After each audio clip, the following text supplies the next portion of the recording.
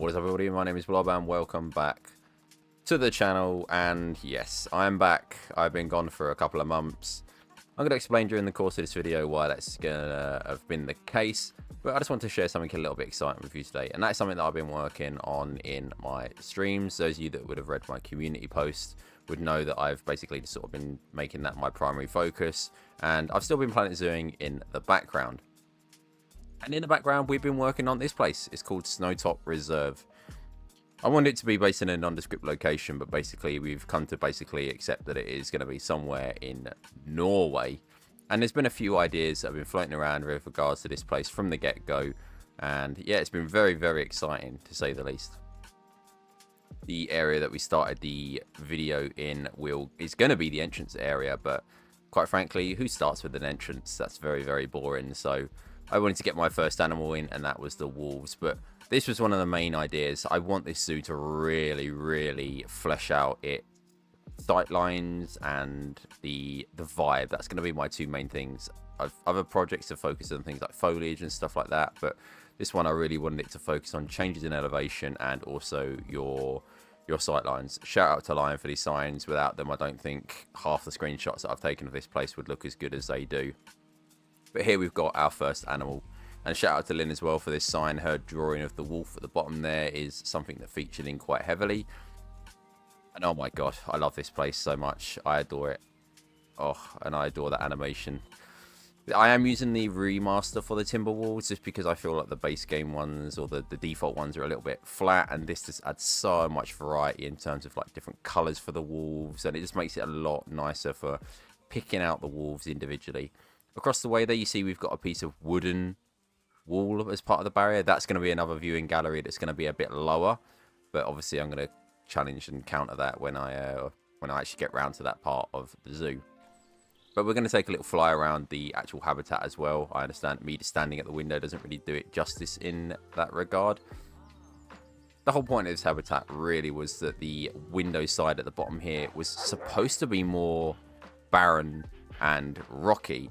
And then as you slowly went up the hill toward the entrance area, it was when the foliage would start to get more and more dense and it would turn more into a forest. Then you'd have another small clearing, which is where you would then have your shelter at the back here, which is all in place. But I slowly came to realize I just love my foliage too much. I couldn't have anything too barren. It's why I've struggled making things like boar habitats and stuff in the past, because they just really need to be quite barren, and it's just not part of my building style. But I'm really happy with how this turned out. I adore the wolves with a passion. Having a noisy animal by your entrance is something that you always want to help draw people in. People obviously normally go with things like flamingos, but on this occasion, given that we're building in a snowy taiga type of terrain, I had to go with the timber wolves or the Arctic wolves, and the timber wolves won it on this occasion. I do have a list of animals that are going to be going into this zoo. I'll be explaining who they will be at the end when I explain the future plans of this place as well. But we've come around, and this is going to be our otter habitat. This has been quite the story, this whole habitat, quite frankly. It was going to be sea otters, and then I couldn't get them to dive, and they were unhappy. So I thought, sod this right off. We are going to just put in the Asian small clawed otters, and we can all just pretend. Absolutely just love the skirt of this map, by the way. If you're not familiar with this map, it's one of the challenge maps where you basically make it terrain only. Save it, and then open it up in sandbox, and that's basically what I've been doing for this. It gives you some really nice skirts that you don't get when you're generating a map normally through sandbox. And over here we have got the wolverine. This is one of the very few named animals in the park. We've got Logan in here.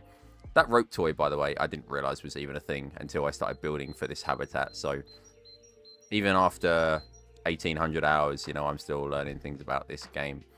But I wanted this habitat to offer two different experiences. This lower habitat area was obviously going to be for sort of close-up experiences. You could watch the wolverine do its thing.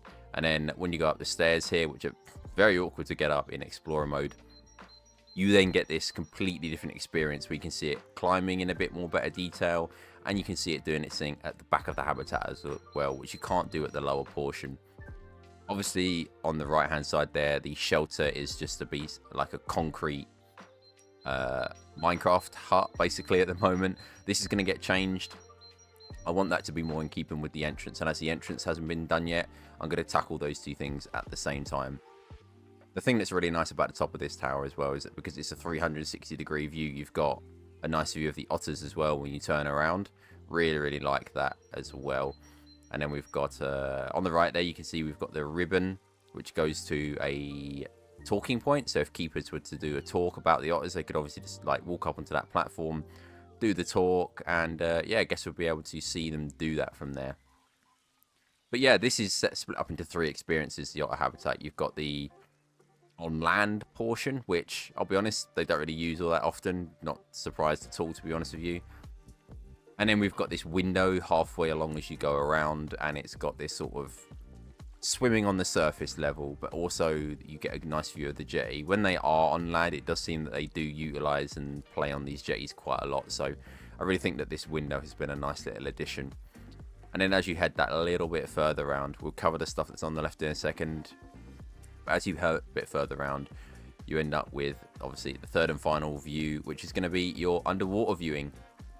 How could you have otters without an underwater viewing?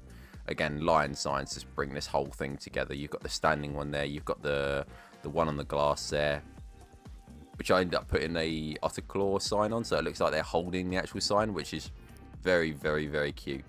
But yeah, this is the underwater view, and I absolutely adore it. It's been such a pain to try and do this thing, honestly. It's working with the water is one of the most painful experiences of my life in this zoo, and it's definitely meant that my Arctic house is going to be put on a temporary hiatus, just because I feel like I have to mentally prepare myself for building in that. But yeah, love these little guys. We've even got some little seating here at the back. This one here keeps changing back to orange. I don't know why. I'm trying to keep it blue, but every time I save, leave the zoo, and then come back to do more, it seems to have reverted itself back to that orangey red color, so I'm just letting it do its own thing. And then here at the bottom of the initial arterial path from the entrance, we have the ibex. This was either going to be the ibex or the Alpine goat, but from my understanding, the Alpine goat can't use the mountain rock enrichment. And I thought that was a huge miss, so I just thought I'll give them a miss. We'll get the ibex in. The ibex is one of my top 3 models in the game anyway. I absolutely adore them with a passion.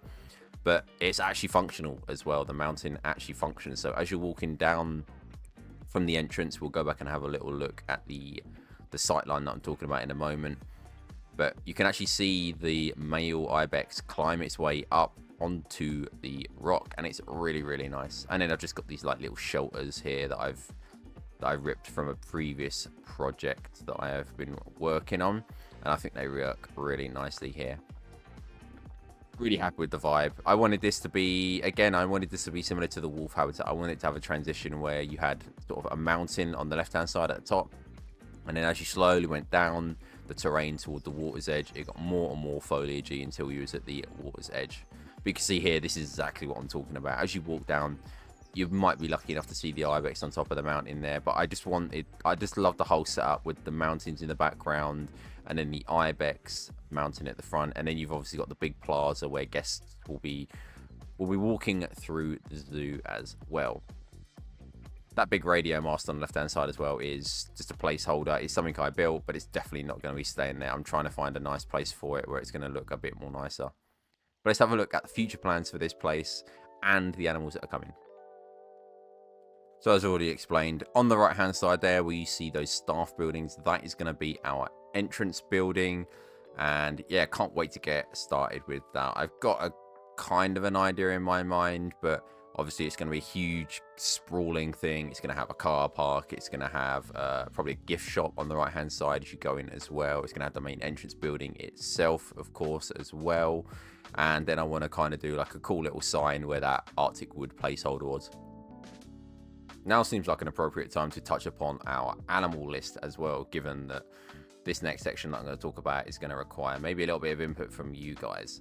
But this is the list that you see before you hear a few of these. Obviously, we've already built for Timberwolves, the Otters, the Ibex, and the Wolverine, all built for already.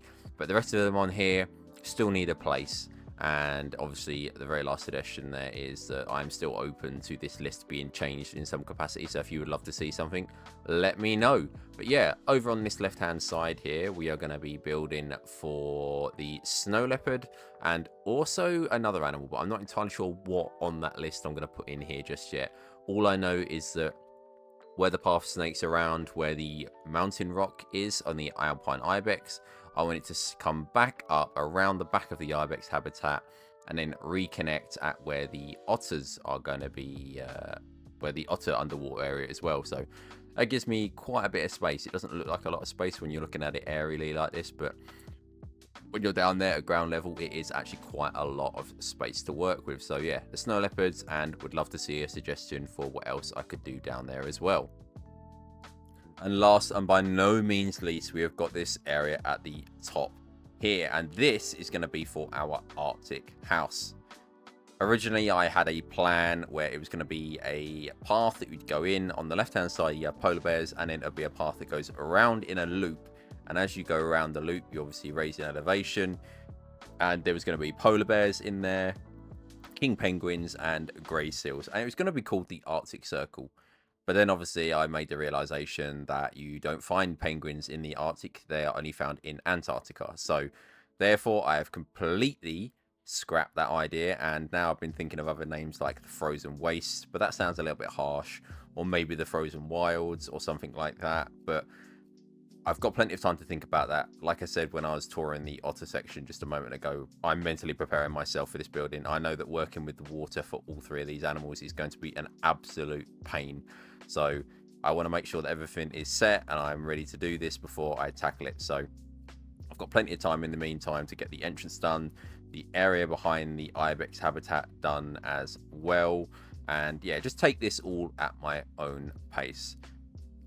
I might be coming back with the occasional video showing progress on this, but most of the progress that I'm going to be tackling with this is going to be done over on my Twitch, which is going to be found in pretty much any description of any video I've ever done, ever. And now I just want to take a second to talk about pause.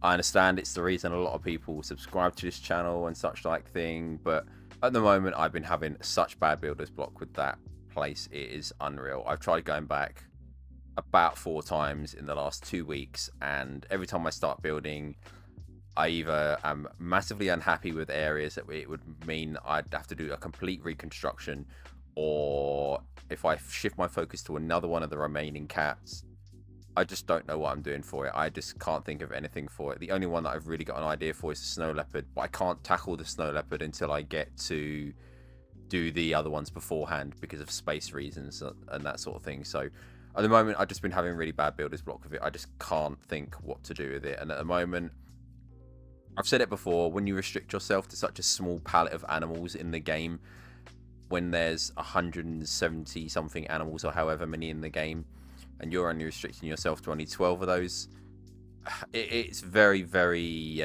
draining mentally, because you want to be able to utilize the rest of these animals. You know, me taking on this project that I've shown you in this video has allowed me to work with wolves, it's allowed me to work with the wolverines, the ibex, the otters, so many animals that I just don't get the opportunity to build for when I am solely focusing on such a small spec of the whole roster. So I apologize for that in advance. I thank you all for your understanding. As for regards to the lack of YouTube videos, again, I've just found, for me personally, some of the culture around YouTube is not quite fitting with me and my values and how I believe my content should be done. So I've always preferred to do it on Twitch for that reason. So if you do not wish to obviously follow me on Twitch, that is completely up to you. But just a disclaimer, if you do want to see me doing anything, if you do want to interact with me, then that is where you're going to be able to find me. I'm more than happy to answer any questions and stuff like that. And we'll be doing giveaways over on Twitch as well. So if that's not a good enough reason, then I don't know what is. But thank you so much for being here. Thank you so much for sharing and indulging in my projects with me. And I'll peace out. Catch you later. I love you all. Bye-bye. Thank you.